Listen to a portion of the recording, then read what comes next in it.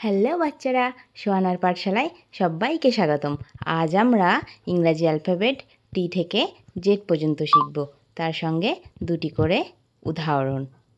তাহলে দেরি না করে চলো শুরু করি।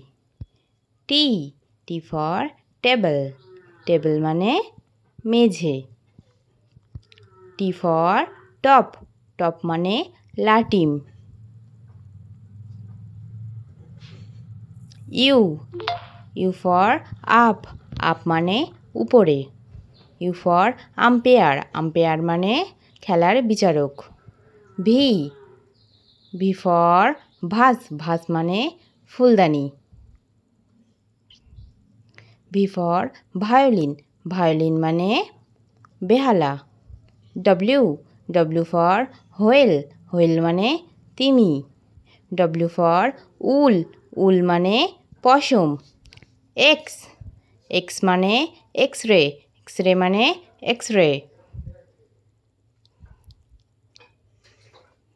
এক্স ফর ক্রিসমাস ট্রি মানে বড়দিনের সাজিত গাছ। Y, Y for yak, yak মানে চামড়ি গাই। ওয়াই ফর ইয়েলো, ইয়েলো মানে হলুদ। জেড, জেড ফর জিপ বা চেইন বা জিপার। Z for zoo,